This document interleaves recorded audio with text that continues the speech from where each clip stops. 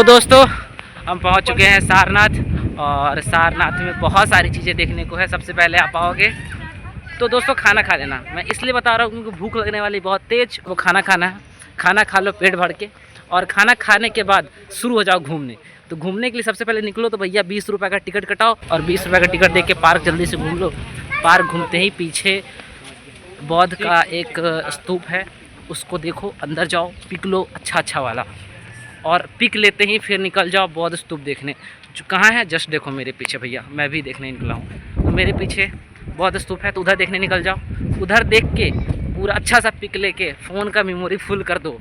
उसके बाद फिर निकलो थोड़ा सा और आगे, जहाँ बौद्ध ज्ञान दे रहे हैं वहाँ देख लो, जहाँ उनकी समाधि है उसको देख लो।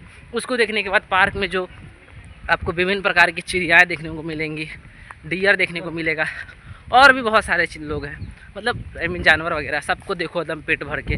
फिर उसके पीछे छोटा सा पार्क है जिसमें नाव चलाने वाला ऑप्शन है। अगर मन है तो चलाओ, नहीं तो छोड़ो यार, क्या ज़रूरत है नाव चलाने का, पानी से भी खतरा है। और ये सारी चीज़ों को देखना है। और देखो दोस्तों, उल्टा रास्ता से आओगे तो हमेशा फंस जाओगे। जैसे देखो यहाँ ताला लगा हुआ है, उस पार जा नहीं पाओगे। तो यहाँ से दर्शन कर लो, पीछे से देख सकते हो एकदम चेप के, वहाँ से लेके यहाँ तक है। उस डोर से अगर जाए क्या बौद्ध स्तूप, और आगे वाले डोर से जाओगे तो दिखेगा नहीं, झाँक के देख सकते हो, और कुछ भी नहीं। हाँ, इधर एक छोटा सा पार्क वाला रूम है, उधर जा सकते हो।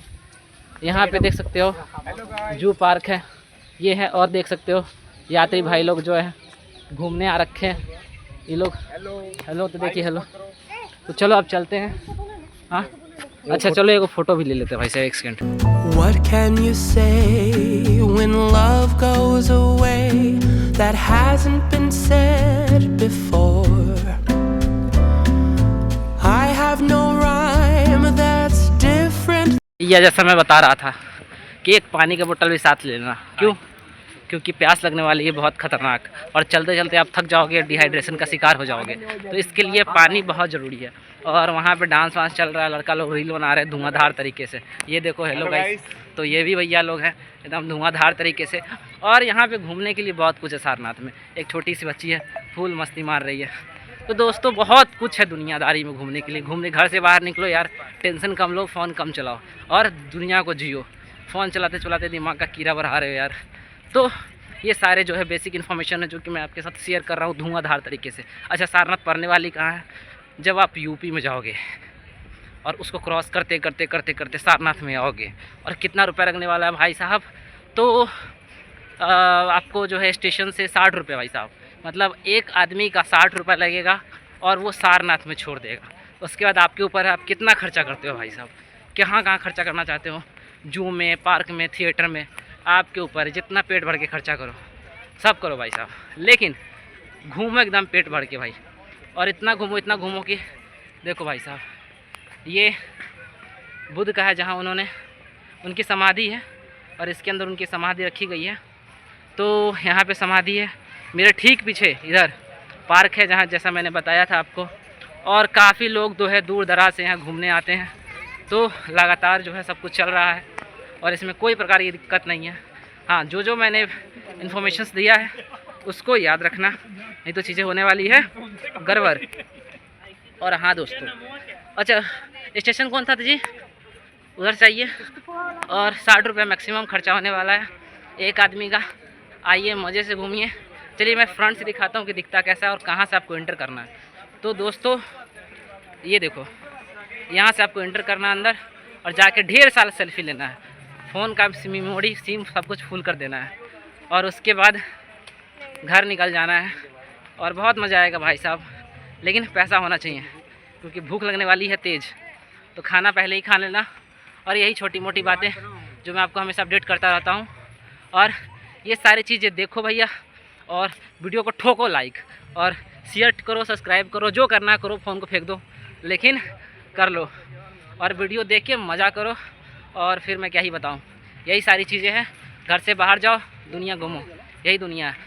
तो दोस्तों सारनाथ में आने के बाद बहुत सारा टेम्पल है, जिसमें कुछ लोग 1-2 टेम्पल देखते हैं, घर की तरफ सफ़र कर लेते हैं। लेकिन आपको आज मैं दिखाने वाला हूँ चाइनीज़ टेम्पल।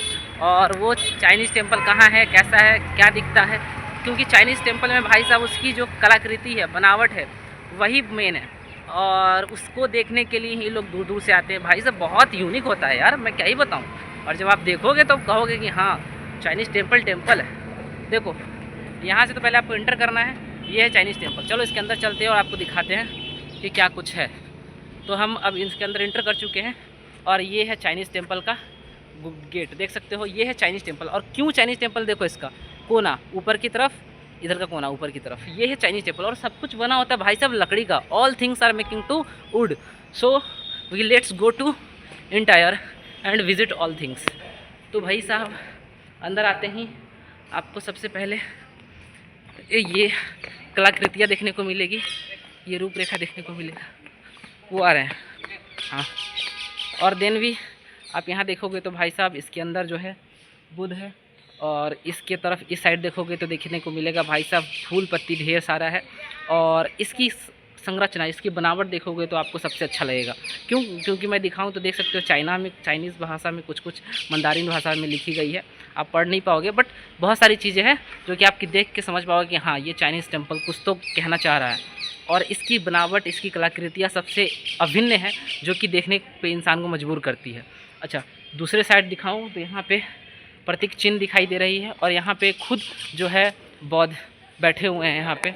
और इधर दिखाऊं तो इधर जो है अशोक स्तंभ है, यहाँ पीछे अशोक स्तंभ है। और भी चीज़ें हैं जो मैं आपको दिखाना चाहता हूँ। चाइनीज़ टेम्पल की बहुत सारी चीज़ें हैं, कलाकृतियाँ हैं, जो अभिन्न तो बनाती है उसे और स्पेशल फील कराती है। जब आप घूमने निकलोगे तो बहुत सारी चीज़ें हैं। और यहाँ पे मूर्ति को हाथ न लगाएं, मतलब डोंट टच टू स्टैचूज़, चीज़ें लिखी गई हैं। और आप क्योंकि जब छूते हो किसी चीज़ को तो ख़राब हो जाती है, तो आपको छूना नहीं है। और यहाँ पे आप देख सकते हो मैप्स है, मतलब कहाँ कहाँ क्या क्या है देख सकते हो। चाइना भाई साहब, ये चाइना पूरा में है, यहाँ चाइना है, अपना प्यारा भारत यहाँ पे है, इधर श्रीलंका है, बस बहुत सारे देश, ईरान, रसिया, टर्की, बहुत सारे देश का मैप्स दिया गया है। और क्यों कहाँ पे बहुत ज़्यादा जो है प्रचलित रहा है उसको भी डार्क किया गया है, तो आप ये सारी चीज़ को देख सकते हो।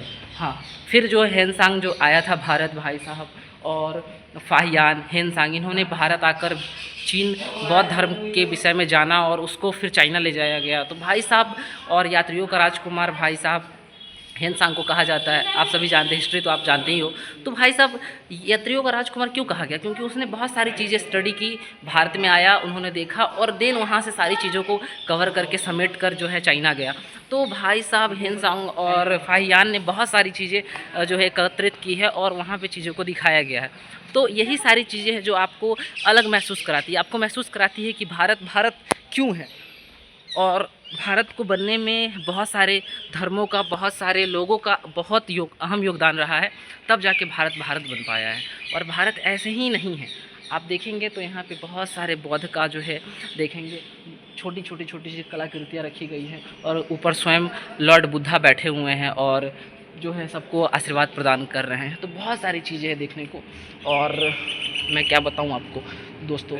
और देख सकते हो कि छूना मना है, बट चीज़ें आप बाकायदा से देख सकते हो, यहाँ शांति बनाए रखना है, तो बहुत सारी चीज़ें हैं। लिंगचुंग सेन 1939 में बनाया, 85 वोल्ट है, ऊपर लॉर्ड बुद्धा है, नीचे लाफिंग बुद्धा है, आप लोग दर्शन करके फोटो ले सकते हो। ठीक है, बहुत बहुत धन्यवाद।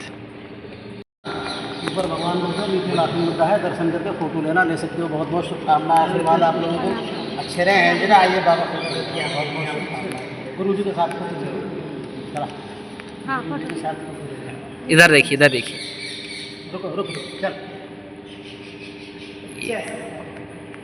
आ गया आपका। ठीक है बाबा, आइएगा बाबा, अच्छे रहिए, हेल्दी रहिए, हैप्पी रहिए। बहुत बहुत धन्यवाद सर जी, बहुत बहुत धन्यवाद। दोस्तों यही सारा कुछ था सारनाथ का, जैसे कि मैंने आपको दिखाया पीछे गेट से लेके सारा कुछ। अब मैं आपको दिखाता हूँ कि आपको इंटर कहाँ से करना है, कौन सा गेट होगा। तो देख सकते हो दोस्तों, सारनाथ का ये गेट है, मतलब आपको सबसे पहले यहाँ आना है और यहाँ से आपको इंटर करना है। जैसे ही आप यहाँ से इंटर करोगे तो अंदर बहुत सारी चीज़ें हैं जो आपको देखने को मिलेगा। तो यही सारी चीज़ें थी जो मैंने आपको प्रॉपर वे में बताया है, और यही सारी चीज़ें हमेशा अपडेट करता रहूँ। चलो तो दोस्तों, जैसा कि आपने देखा कि जो मंदिर है वो कैसा था और किसने बनवाया था और कहाँ बुद्धा बैठे हैं और कहाँ जो है उपदेश दे रहे हैं, लाफिंग बुद्धा कहाँ बैठे, सारी चीज़ों को मैंने क्रमबद्ध तरीके से समझाया और बताया। तो उसको जो है चाइनीज़ टेम्पल बोलते थे, जिसको अभी मैंने तुरंत वीडियो में बताया है। और ये सारी चीज़ें जो है आपको सारनाथ में भैया, तो सारनाथ ज़रूर आए, क्यों आप जब जाओगे भैया काशी टेम्पल, काशी उधर से जाओगे और काशी घूमोगे, फिर अयोध्या घूमोगे, मतलब अयोध्या घूमते हुए जब आप लौटोगे, काशी विश्वनाथ घूमते हुए जब वापस आओगे, तो सारनाथ भी भाई विजिट कर लेना। रास्ते में है, मात्र 16 किलोमीटर डिस्टेंस पड़ता है। और वहाँ से भैया मतलब काशी को विजिट मारने के बाद 16 किलोमीटर डिस्टेंस कवर करते हुए आप आना सारनाथ और घूम लेना। यहाँ पे देखो पीछे लिखा हुआ भैया कि महाबोधि इंटर कॉलेज भी यहीं पे है। तो ये सारी चीज़ें एकदम बाकायदा से है, तो मैंने सारी चीज़ को दिखाया और मैं यही सारी चीज़ें आपको लगातार अपडेट करता रहता हूँ नए नए प्लेस पे जाके। तो इस चैनल को सब्सक्राइब करें, लाइक करें, शेयर करें। I have no rhyme that's different this time. There's no words to sing anymore. तो चलो मिलते किसी नई बातों के साथ, तब तक के लिए जय हिंद, टाटा, बाय बाय।